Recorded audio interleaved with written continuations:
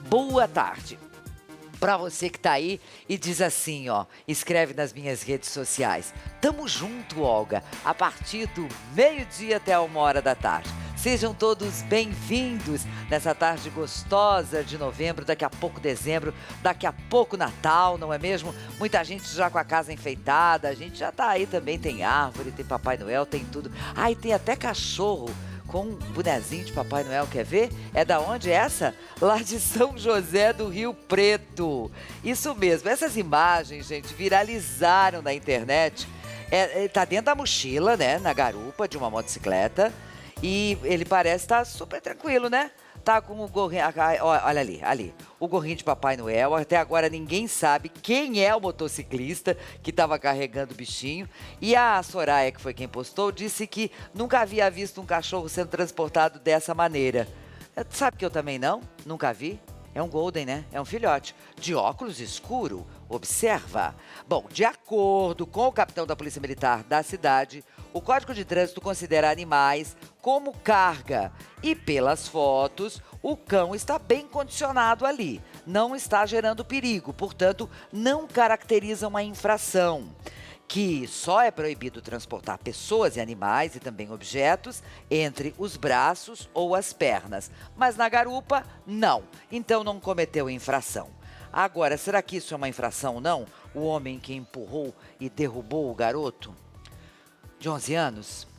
Essas imagens sempre a gente fica assim, sabe? Puxa vida, tinha que acontecer tudo isso? Precisava? Um pouquinho mais de tolerância. Era uma briga entre crianças, tá? Isso aconteceu em Brasília. E aí agora ele pode responder por crime e uma contravenção, né? A informação foi confirmada pela Delegacia de Proteção à Criança e ao Adolescente. O caso ocorreu, essa briga, né, entre um menino de 10 anos e outro de 11. A confusão foi gravada por câmeras de segurança no condomínio, não foi na escola, foi no condomínio. O menino de 11 anos foi empurrado por outra criança, próximo ao bebedouro, como você vê. E aí... afoguei com a saliva, agora não, né? Desculpa. Aí o que aconteceu? O menino, ele não reagiu. Logo depois ele levou outro empurrão em seguida. Aí teve início a luta corporal e outras 5 crianças assistiram a briga e foi esse horror que você está vendo aí. Aí nesse momento o pai do menino caído, que conversava com os outros adultos no corredor, apareceu correndo, chegou, levantou o garoto pelo braço. O homem disse que não teve intenção de agredir, mas de apenas separar a confusão. Olha aí, ó. Poderia ter sido pior, né? Já se afogou com saliva? Segundo a delegada responsável pela investigação, o caso ainda precisa ser investigado, mas o vídeo deixa claro que houve sim uma agressão. Mas aí, poxa vida, por que começou essa confusão, hein? Poderia ser um adulto chegar e separar, né? Não empurrar, separa logo de uma vez, pronto. Deixa eu mostrar para vocês agora essas imagens que mostram um grupo de pedestres sendo atingido por um carro. Dá uma olhada no carro, vai. Ele cai. Olha onde ele cai. Isso poderia ter sido muito pior. Isso foi na Índia, né? O que acontece? O vídeo vai rodar de novo para você, porque na primeira... Ó, a velocidade permitida nesse viaduto é de 40 km por hora. Ele estava a mais de 100. Olha o tamanho da imprudência desse cara. Olha lá. Derruba a árvore. Bom, uma pessoa morreu, mais 2 ficaram feridas. O estrago poderia ter sido muito maior, mas é impressionante. Ele perdeu totalmente o controle, sabe? Na curva, não tinha como, na velocidade que ele estava.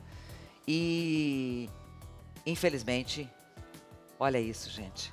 Uma pessoa morreu e outras tantas ficaram feridas. Isso aconteceu na Índia. Quando você olha assim, você diz, tamanha irresponsabilidade. É impressionante.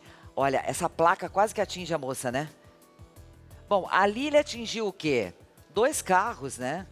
Atingiu árvores, 2 carros quando ele cai. Ó, presta atenção.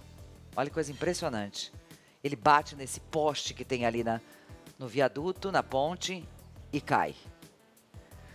É, a imprudência está em todos os lugares. Eu fico impressionada com isso, viu? Fico também, olha lá, mais uma vez. Vai nas duas rodas e poft, cai.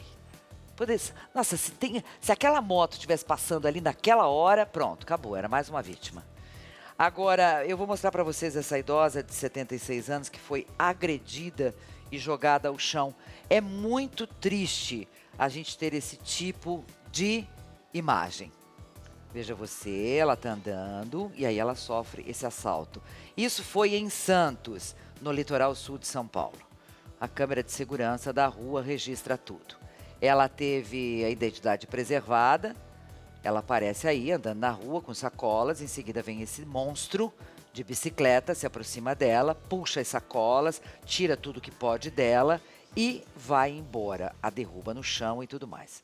As equipes da Polícia Militar receberam o vídeo do roubo e por meio de uma denúncia anônima, eles foram informados sobre onde o suspeito morava.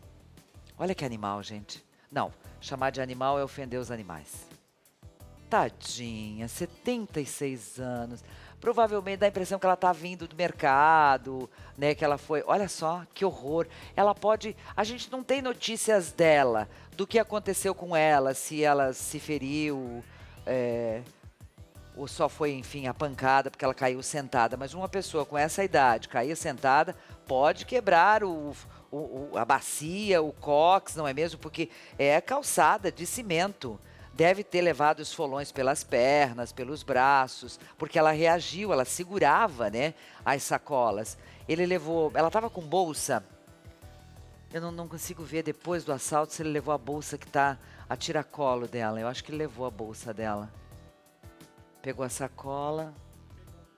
Pegou, né? Ele pega, a maior dificuldade dele é pegar a sacola, a bolsa dela, a bolsa de mão, que estava aqui no ombro, ó, presta atenção. Vai trabalhar, sujeito, vagabundagem, que só cresce. Isso, sujeito tem jeito. Bom, aí o que aconteceu?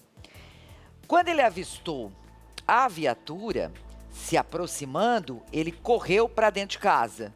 Mas aí a esposa dele permitiu a entrada da polícia e ele foi preso. Então, pelo menos, foi preso. Aí o que vai acontecer? Sei lá, se já não está solto, né? Fica lá meia dúzia de dias e vai embora e vai continuar a praticar assaltos. Agora eu vou te mostrar as imagens registradas pela polícia, que mostram o momento em que um carro roubado capota depois de uma perseguição policial. Isso foi em Mairiporã, aqui na Grande São Paulo. A vítima, depois de ser rendida, avisou a polícia, que logo foi atrás e na perseguição então houve o acidente. Os dois bandidos, um maior e outro menor de idade, não se feriram, mas acabaram presos. O maior preso e o menor vai ser recolhido a uma instituição, aquela coisa toda que a gente sabe, né? Então eles depois olham para sua cara, ele olha para sua cara e fala assim: não, você não pode fazer nada comigo porque eu sou de menor, né? Eles falam assim, né? Eu sou de menor. Agora é assim, né? Para fazer o mal, para o assalto, o roubo, praticar pequenos furtos ou grandes, não importa, aí não lembra que é de menor, né? Menores de idade muitas vezes estão mancomunados com maiores, né? Você pode ver que nesses casos sempre tem um maior e um menor de idade, né? E aí a culpa recai sobre quem? Sobre o menor, porque a punição a ele a gente já sabe, né? Deixa eu falar para vocês sobre esse homem. Muito legal essa ideia, viu? Presta atenção, Marco. Quem sabe você vai fazer uma dessa. Ele construiu uma casa de 3 quartos. A casa tem 2 andares, tá, gente? E fica em cima de um caminhão. A morada tem 8 ambientes. Olha isso, tudo num caminhão, viu? Tem 3 quartos, 2 salas, 3 banheiros e tem até uma escada. Olha, adorei. Moraria facinho nesse lugar, hein? O motorista é um etíope e disse que gosta de comer, ficar tranquilo, dentro de casa, no próprio caminhão. O caminhão antes transportava cargas e ele demorou 3 anos, gente, para construir a casinha. Ele disse que não há felicidade maior do que morar em um lugar que você mesmo construiu. Achei uma... Mas olha que capricho, gente. E aí, bacana, né? Porque ele pega, liga o motor e vai, se locomove. Pode morar onde ele quiser, no bairro que ele quiser. Gostei. Agora, não imaginei que por dentro a casa estivesse tão bem acabadinha, tão bonitinho, ó. Morava fácil, né, Marcão? Morava, né? Agora eu vou falar dessa nevasca incrível que atingiu a cidade de Ontário, no Canadá. E nevascas lá são bastante comuns, né? E aí uma mulher, o que que aconteceu? Ela notou que tinha uma cadela que estava toda encolhida na calçada. Se aproximou para ajudá-la e descobriu que a cadela protegia 5 filhotinhos de gato. Não digo que o ser humano é muito melhor que... O cachorro é melhor que o ser humano, os bichos são melhores. Aí a mulher pegou o quê? Levou todo mundo para um abrigo de resgate de animais. E os funcionários perceberam que não havia como separar os gatos da cadela. Não tinha como. Ela já os adotou como filhos. Aí eles disseram que os filhotes provavelmente não teriam sobrevivido, com certeza, sem... Olha que coisa mais linda. Quem que diz que gato e cachorro não se dão bem, hein? Bonito isso. E claro, quem adotar a cadela vai ter de levar os gatinhos junto. Não dá para separar, mas de jeito nenhum. Bom, gente, agora já... Que horas são que eu tô perdida no meu horário? 12:12 agora. Hoje é terça-feira e nós estamos aqui todos, nós brasileiros, esperando a liberação do corpo do nosso querido Gugu Liberato, né? Você sabe que quando eu olho para essas imagens, é mais ou menos assim, aí ele foi ali, daqui a pouco ele volta, né? Eu tenho essa sensação, não caiu a ficha não parece ser verdade, não. Enche a tela aí, me tira, deixa ele. Bom, o corpo ainda deve estar sendo preparado desde ontem, né? O corpo foi liberado do IML, o equivalente ao IML daqui, certo? Lá nos Estados Unidos. E foi, então, encaminhado para a funerária.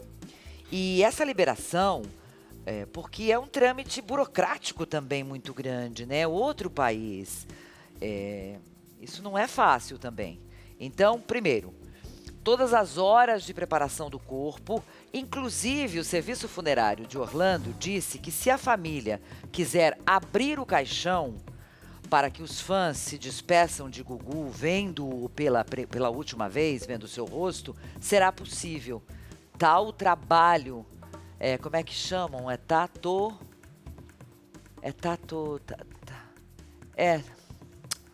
Fugiu o nome do serviço que se aplica. Não, é um embalsamento, mas é um outro... Eu já fiz tanta matéria sobre... Não, é tato... Fugiu. Mas se você procurar aí no doutor aí, você vai encontrar. Bom, aí o que acontece? É um trabalho todo, né? Com líquidos injetados no corpo, aí vem uma maquiagem específica, lógico, para uma pessoa que está morta, né? Apesar que eu digo assim, o Gugu nunca vai morrer, né? Não vai morrer, não. Ele será, então, velado na Assembleia Legislativa de São Paulo, que será aberto ao público. O sepultamento será no cemitério Getsemane, que fica no Morumbi. E Gugu será sepultado no jazigo da família, onde, inclusive, o seu pai está sepultado. Seu corpo será sepultado lá. Tanatopraxia. Esse é o termo correto. Nesses casos, passa... Qualquer pessoa falecer, principalmente em casos de acidentes muito graves, né? Em que fica uma deformidade no rosto, que é o que aparece... O rosto, né? A cabeça, o rosto, as mãos, geralmente até as mãos você pode cobrir com flores e tal. Mas é tanatopraxia o nome desse procedimento. Então, até passar por tudo isso... Hoje é terça, né? O que se acha é que o corpo deve chegar na quinta, né, Celso? Quinta-feira, porque nós temos o quê? Nós temos Orlando para São Paulo, nós temos quanto? 8 horas de viagem? 8, 9 horas de viagem até chegar. Aí nós temos já o Corpo de Bombeiros, está todo ele preparado, porque naturalmente haverá um cortejo, né, do aeroporto até a Assembleia Legislativa. Naturalmente, os fãs estão correndo atrás de informações, né? A assessoria, a nossa querida Esther Rocha, ela é muito bacana o que ela fez. Ela criou um grupo de jornalistas, onde ela passa todas as informações sobre o próximo passo. Então, naturalmente que a hora que o corpo estiver preparado, pronto para o traslado ao Brasil, todos nós vamos ficar sabendo a hora que ele sair de lá, a hora que ele vai chegar, e esse traslado depois do aeroporto de Guarulhos até a Assembleia Legislativa de São Paulo. Não sabemos exatamente quanto tempo vai durar o velório, né? Tem gente falando assim, de sexta-feira deve ser o sepultamento. Não se tem essa informação, tá, gente? Porque tem muita gente falando um monte de coisa que nem sabe o que está falando. Então, não se tem essa informação. Sabe-se não. Presume-se, segundo o que temos de informação de Orlando com relação à preparação do corpo, de que provavelmente saia de lá amanhã e chegue na quinta. Pode sair hoje? A gente não sabe. Mas a gente vai dando esse tipo de informação para você. Então, o corpo chega em Guarulhos. Repito, o Corpo de Bombeiros está preparado para fazer esse transporte do aeroporto de Guarulhos até a Assembleia Legislativa, que está toda já preparada para receber Gugu e os seus milhares de fãs que irão vê-lo pela última vez. E aí, quando a gente começa a lembrar tudo que aconteceu, né, desde a semana passada, quando ele sofreu o acidente, é muito sofrimento, né, para a família também. Porque não que ao sepultar acabou, não. Mas há um descanso, né? Você diz, agora descansou em paz. Então, é um sofrimento muito grande, até que você faça o sepultamento.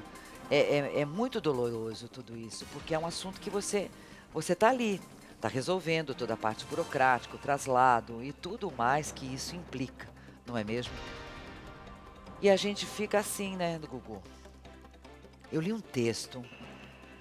Quem publicou esse texto, eu até quero ver se eu, sei lá, até o final de semana eu faço esse texto aqui. Eu li ontem esse texto que o Galvão França trabalhou com o Gugu Liberato. Inclusive, eu conheci o Galvão quando nós participamos do Cidade contra Cidade, em 1988, e o Gugu apresentava. Foi aí a primeira vez que eu estive com o Gugu. E o Galvão postou esse texto. Mas é uma das coisas mais lindas que se escreveu até agora com relação a essa passagem do Gugu. Vamos ver se eu consigo, de repente, amanhã, né, Celso? Falar sobre este assunto. Bom, vamos retomar por aqui. Hoje eu vou falar também sobre reforma da Previdência. Então, você que tem perguntas a fazer, pode colocar o telefone lá na tela, Celso, que eu antes vou falar com a doutora Giovanni Carpentieri. Ela é endocrinologista, vamos falar sobre diabetes. E você também pode fazer perguntas. E depois nós vamos falar sobre Previdência Social. Boa tarde. Olá, boa Obrigada tarde. por você ter vindo. Tão difícil esses momentos, não, doutora? Triste, né? Muito triste, né? Pra todo mundo. Você era fã do Gugu também? Difícil não ser fã Sempre. do Gugu, né? Eu peguei a minha infância inteira. É, você é tão jovem. Seus domingos foram com ele. Com o Gugu, verdade. Doutora Giovana, qualquer pessoa pode ter diabetes? Qualquer pessoa. Tem umas pessoas que têm mais risco, outras menos, mas qualquer pessoa pode. A pessoa nasce diabética, não? Algumas adquirem na infância, que é um diabetes diferente, que é o diabetes tipo 1, que é o diabetes normalmente do jovem, ou mesmo de bebezinho, eu já vi bebezinho de meses com diabetes. Bebê com diabetes? Como que o bebê pode ter diabetes? Ele pode, é uma doença autoimune, tem um pouco de um fator genético que é raro, mas principalmente uma doença autoimune. E não ganha peso, começa a ter muita sede, a mãe começa a perceber que tem alguma coisa errada e tem diagnóstico de bebezinho com diabetes, sim. Você sabe, Giovana, cada vez que... Acho que todo mundo que está me vendo aí vai lembrar disso. Quando você vai no médico, a primeira vez que você vai naquele médico, ele já pergunta de cara, né? Tem problema de pressão alta na família, tem problema de diabetes na família, câncer na família. Então, o diabetes é também hereditário? Também. Eu também faço essas mesmas Com perguntas. certeza, você com certeza Sim, faz. sempre. Então, o diabetes pode ser hereditário, tem um fator genético muito importante, mas o ambiente que as pessoas vivem também influencia muito. Então, não é porque tem um fator genético que a pessoa vai herdar diabetes. Sei. Mas tem um risco maior. Então, quem já tem na família tem um risco bem maior de ter do que quem não tem. O principal fator de risco é o peso. Então, é comer errado, não fazer atividade física. Esse é o principal. Olha, ela acabou de responder aqui, viu, Benta, querida? A Benta é de Mongaguá e estava perguntando exatamente isso, se o diabetes é hereditário. Então... Pode ser. Pode. Tem que ficar atenta. Pergunta, comer muito pão branco... Tô aqui falando com a doutora Giovana, que é endocrinologista, sobre diabetes. Comer muito pão branco, farinha branca, o açúcar branco, eu posso desenvolver diabetes? Pode, principalmente se já tiver um fator genético e se a pessoa estiver ganhando peso com isso. Então, aquelas pessoas que estão ganhando barriga, que é o principal tipo de gordura. Homens e mulheres? Homens e mulheres. Barriguinha? Todo mundo. Barriguinha e diabetes estão ligados. Sério? Essa gordura é do quê? É dos brancos todos que eu consumo? Do muito açúcar, das farinhas? Não faz atividade física, não queima, né? Come e não queima. É um desbalanço e a pessoa começa a acumular gordura na barriga, que é o pior para desenvolver diabetes. Aquela pessoa que tem gordura no quadril, gordura na perna, gordura no braço, mais difícil. Também pode ter, mas tem menos. A pior gordura é quem olha a barriga e acha que tá grande, acho que é bom olhar se tem diabetes. Cadê meus meninos aqui? Quem tá com barriguinha? Ali não tem barriga, nada. Estão tudo, meus câmeras, são um luxo, não são? Também, né? Tão ótimos, são lindos, uns gatos. Agora, deixa eu ver, Buiu, levanta aí. Ei, Buiu. Bom, é o seguinte, vou fazer uma pergunta que eu tenho certeza que vai ajudar. Mostraram você? Tome tento, garoto, com essa barriguinha, hein? Tome tento. Cuida disso, que a gente quer você com saúde, porque a gente te ama.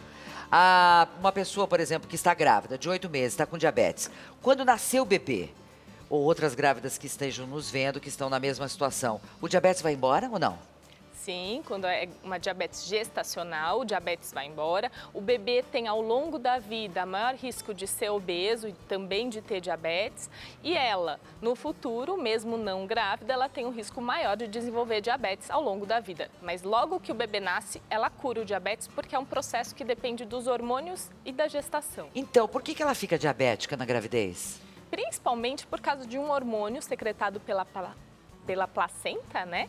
Que ele faz como se fosse uma resistência. Então, o corpo, ela come o açúcar, a farinha branca, etc. E o corpo não consegue metabolizar muito bem. Sei. E o açúcar acumula no sangue. Então, quem está grávida, por isso que a gente fala, cuidado com farinha branca, com açúcar. Tudo isso não é para abusar dessas coisas, porque o corpo já quer reservar tudo que ela come para o bebezinho. Entendi. Por isso que depois vai embora. É índice glicêmico que fala, né? Qual é o normal de uma pessoa? Então, o índice glicêmico é de cada alimento. Você vai medir lá para saber quanto que tá. Essa pessoa, por exemplo, está com 126. Ela está com uma glicemia de jejum de 126. Glicemia é o açúcar no sangue. 126 é o limite do diabetes. Então, com 126, a gente já diz que ela está no primeiro ponto para ter diabetes. Já é um pré-diabético? Ela já pode ser considerada diabetes, a partir de 126. Escuta, doutora Giovana, e quem está com um índice assim, que já está estabelecido que é um pré-diabético, ele pode reverter isso? Pode.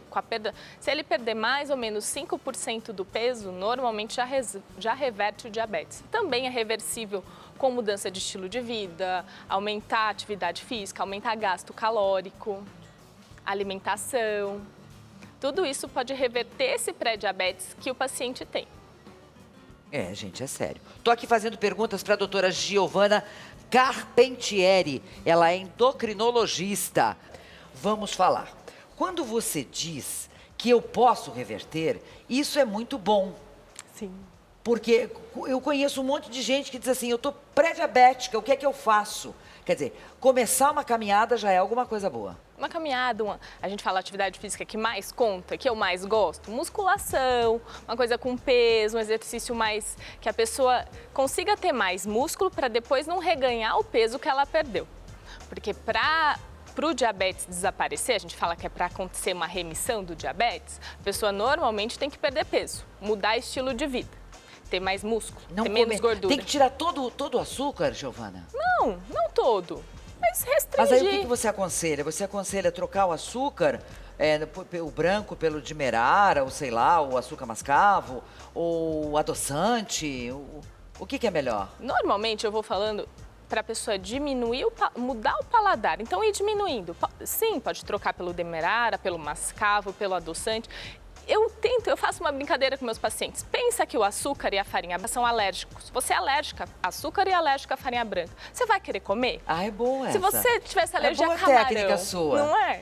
Eu faço essa brincadeira. A pessoa começa a entender o quão mal essas coisas fazem para ela. Café sem açúcar é possível, chá sem açúcar super possível. É questão de paladar. Acho que ir diminuindo. Aliás, os baristas, né, os especialistas em café, eles dizem, né, você não sabe o sabor do café, porque o açúcar tira tudo, né? Não, eu não Tome sei, eu não puro. gosto de com açúcar. Então... Não? Ah, eu não consigo tomar café sem açúcar. Agora, uma outra coisa, eu não sei se é mito ou é verdade, que a insulina acaba engordando a pessoa. É verdade isso? É. Então, a insulina engorda? Eu vou explicar. É Por assim, favor. as pessoas quando comem, o nosso corpo aumenta a glicose, então aumenta o açúcar no sangue, e para tirar o açúcar do sangue, a pessoa faz insulina, o pâncreas que faz insulina. O que acontece? Essa insulina pega o açúcar e põe nas células, então acaba engordando as células. A pessoa que tem diabetes e que precisa tomar a insulina vai fazer isso o tempo todo. Não é igual como se fosse uma pessoa que não tomasse. A gente tenta fazer, mas o remédio não é igual ao natural. Então, essa insulina o tempo todo que a pessoa precisa tomar, e não estou falando para a pessoa não tomar a insulina, ela tem que tomar, mas essa insulina sim engorda. Então, eu tento de todo jeito não dar insulina para o meu paciente. Tá. Eu devo fazer esse exame para saber disso tudo uma vez por ano? Não, bem menos. Primeiro, para fazer o diagnóstico, você tem diabetes ou não tem? Eu tenho algum sintoma se eu tiver diabetes? Isso, você pode ter. Pode Quais? ter muita sede, pode querer fazer xixi o tempo todo. Xixi à noite é um sinal. Uma pessoa com uma pele muito seca, a boca sempre seca. São sinais pequenos do diabetes. Agora, o normal que a gente pega, como faz o diagnóstico, a pessoa vem no médico e vai fazer o exame. E para fazer esse diagnóstico é um exame de sangue? Exame de sangue, sim.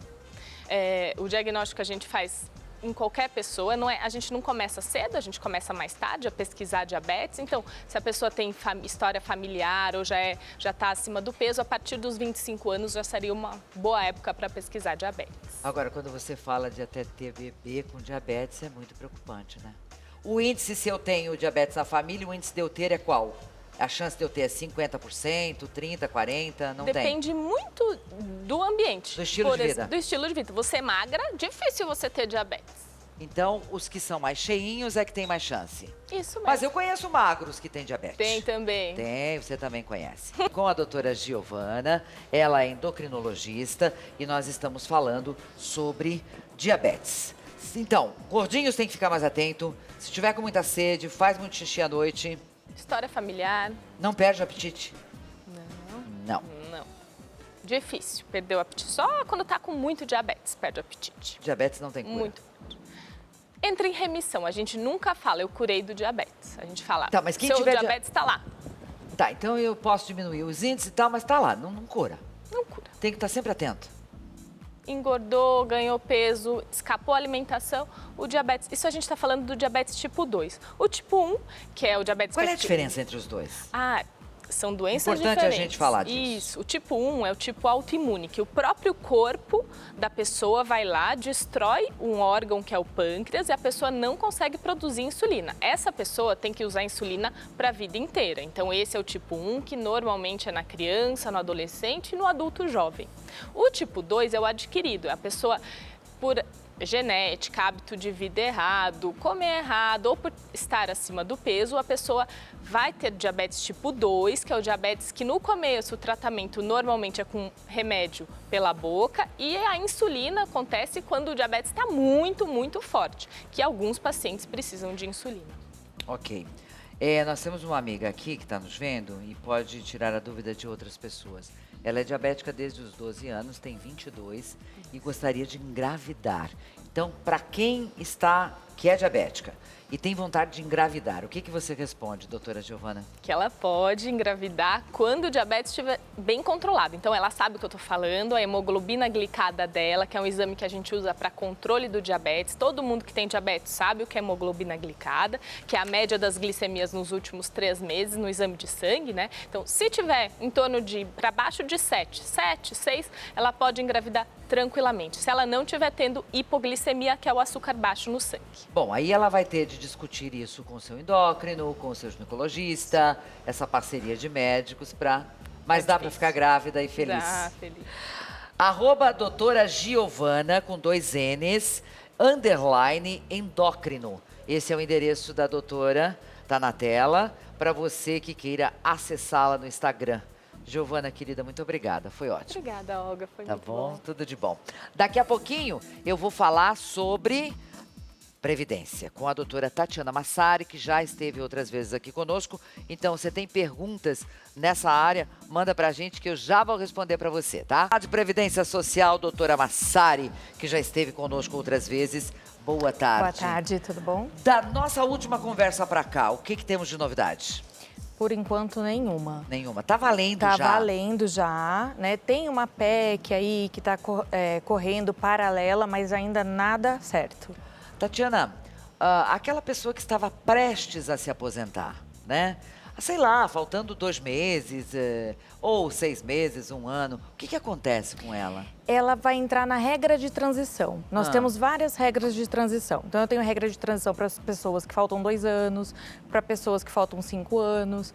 Então, aí depende de caso a caso qual é a regra que vai se encaixar melhor para ela. Pessoa, por exemplo, que está com 65 anos de idade, nunca contribuiu para a Previdência. Não vai se aposentar. Não vai? Não. Você tem que ter, no mínimo, 15 anos de contribuição para mulher e 20 anos para homem.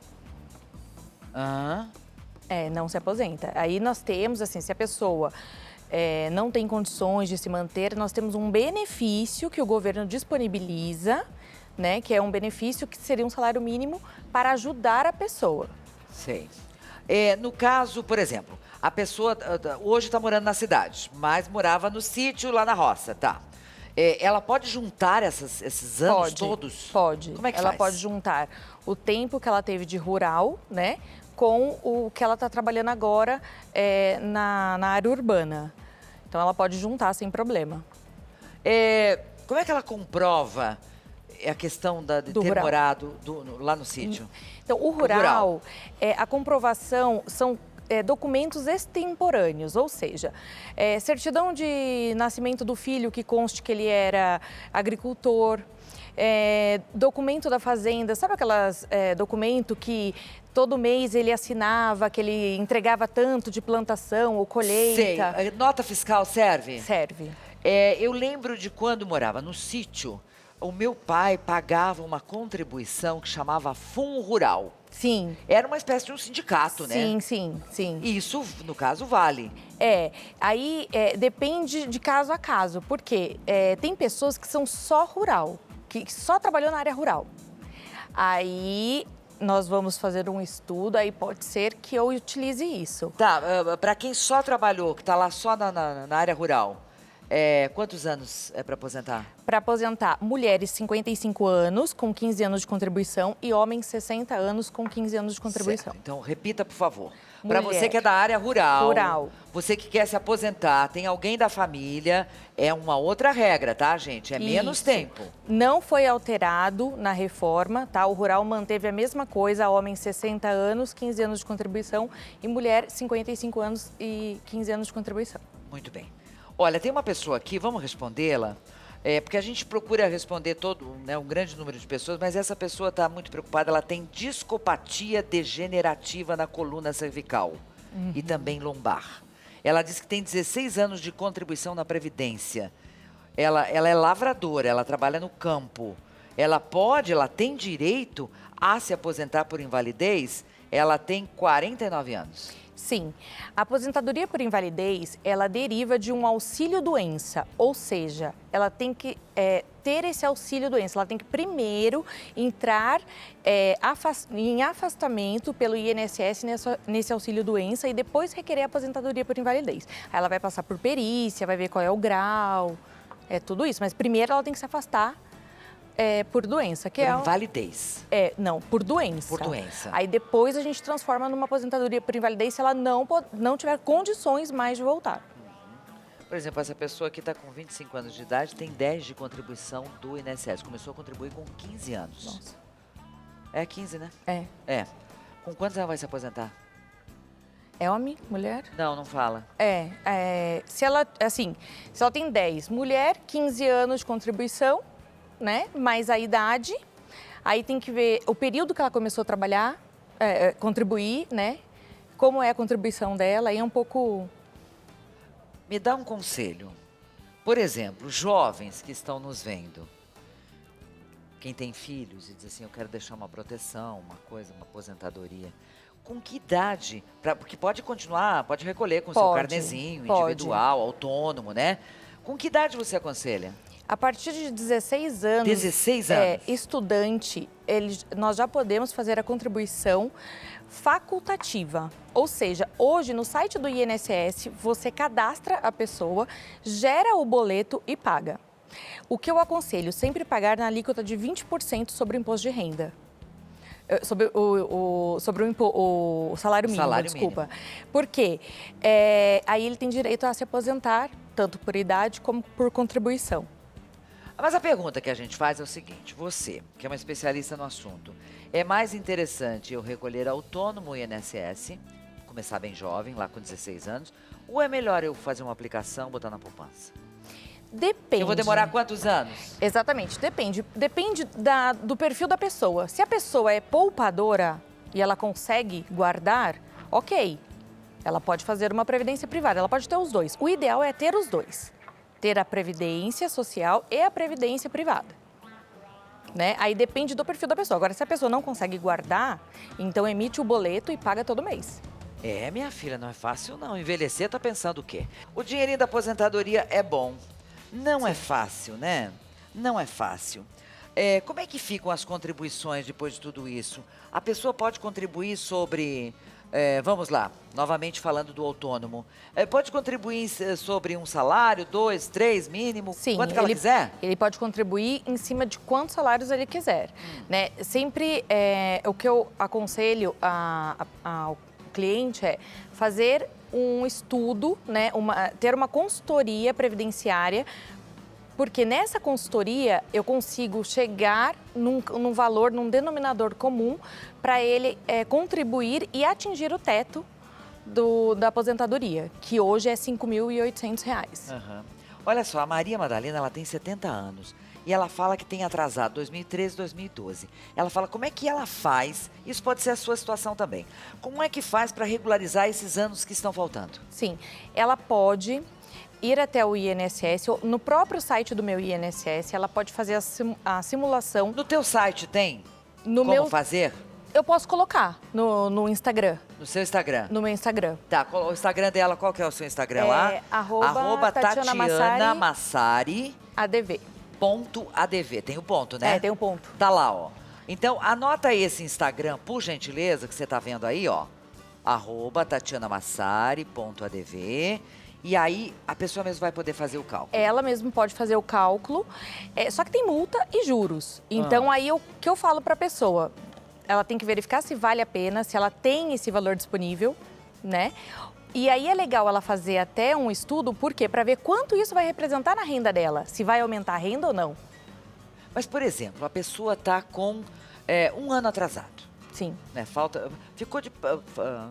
Ficou de pagar 1 ano, 6 meses. Ela pode ir pagar tudo de uma vez? Ela pode gerar o boleto e pagar. Só que é o seguinte, vai para uma análise do INSS e vai ser analisado se vai ser aceito ou não. Então não é assim. Não é assim, não, fez e tá eu vou valendo. lá, não. Ela vai passar por uma análise, por isso que eu acho interessante ela fazer essa consultoria antes, para ver se vai valer a pena ou não. Não pode sair pagando, porque também não vai saber se vai ser aceito ou não. Porque... Sim, vai acabar perdendo dinheiro. Exatamente. Sempre é importante ter uma assessoria, né? Exatamente, ele vai receber esse dinheiro de volta, só que vai demorar um pouco. Tá. Me fala sobre as pessoas, por exemplo, quem trabalha à noite. Tem diferencial? Porque nós temos o diferencial de quem trabalha no campo. Policiais têm diferenciais, professores. Sim, tem. Quem mais tem diferencial?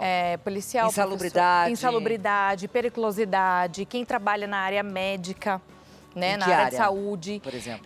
Enfermeiro, médico, toda pessoa, até a própria faxineiro do hospital que tem contato com agentes nocivos, né, que seriam biológicos ali, que está tirando lixo hospitalar, enfermeiro, médico, auxiliar. Faxineira de hospital também? Também.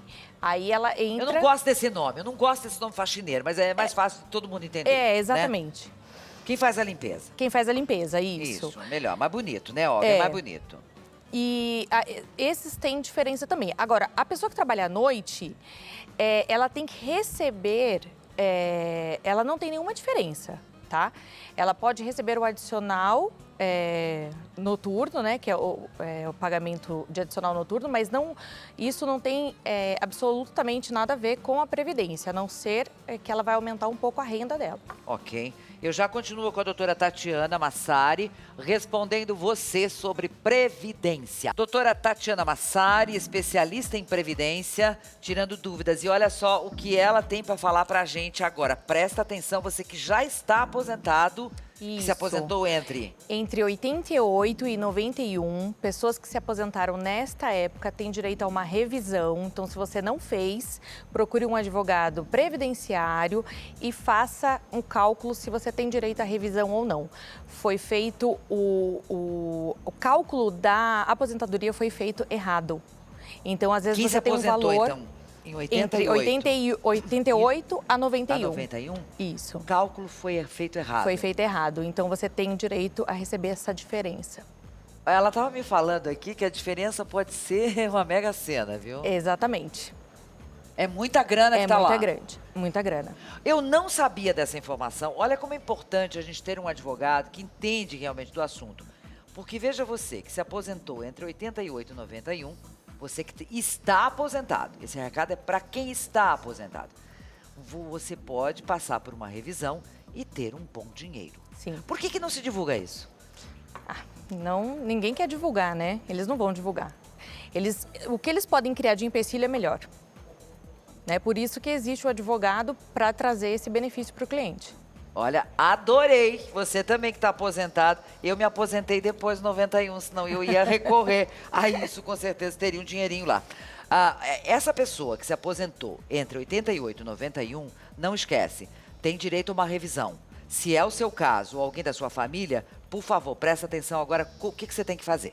Procurar um advogado previdenciário, né? Fazer o cálculo para verificar se o seu cálculo, na época que você se aposentou, foi feito errado ou não. Aí você tem um direito à revisão. Se foi feito errado, dinheirinho bom. Papai Noel, delícia.